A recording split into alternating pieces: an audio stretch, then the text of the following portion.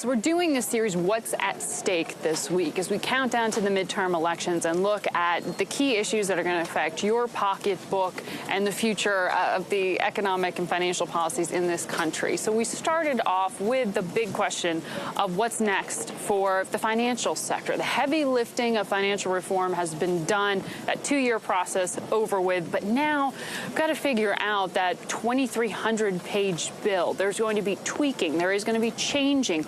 What's going to happen with the Fannie Mae's and Freddie Mac's? Well, we asked from KBW Brian Gardner to come on and tell us what he's looking for, and he says, get ready for some changes. I think we're going to watch for some kind of technical corrections bill early next year. I think people are kind of still trying to figure out how the election plays out.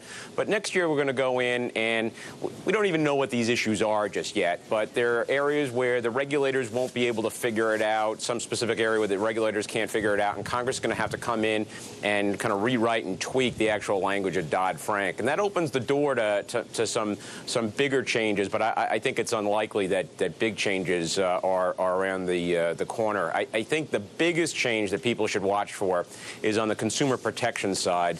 I don't think the powers of the new agency are going to get changed at all, but I think the management structure, the governance structure of the new agency could be changed.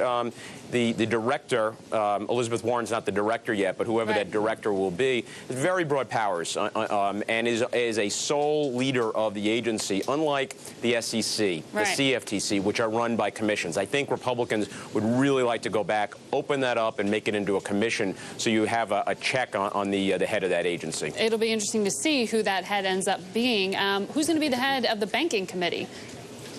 Well, I think a lot of people still think that Democrats are going to retain control of the Senate, and that if that is the case, it'll be Senator Tim Johnson from South Dakota. Senator Dodd is retiring. Senator Johnson is number 2.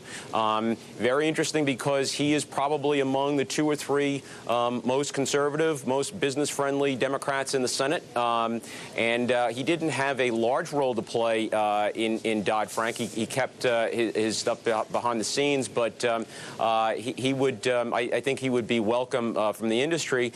I take a slightly different look on the outcome in the election, that I think it's more likely that Republicans are going to win the Senate than others do. And if that's the case, it's going to be Senator Shelby. And I think the gut reaction is, if Republicans take over, this is great for the banking industry. It's great for financials. I would just a little caution. I think it could be very positive for smaller institutions, community banks. I don't think big banks are going to get a big break from Republicans. They're not going to want to be seen as being close to Wall Street. And I think there's a conservative populism that's going to come in. We've had a liberal populism in the last 2 years. A conservative populism, anti-big business, pro-small business is going to take hold with Republicans. Brian, so much more to talk about with you here. Just very quickly, GSE reform, January deadline. Are we going to see an overhaul? No. 2013, we're going to kick the can down the road. The two sides, Republicans, the White House, will not be able to come up with a deal on Fannie, Freddie, so we're going to put it after the next election. So bottom line, legislation's done. Regulation is what's next on the financial front.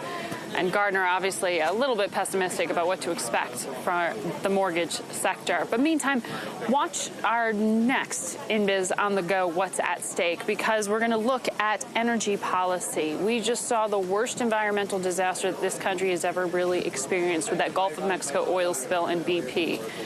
Will there be a spill bill?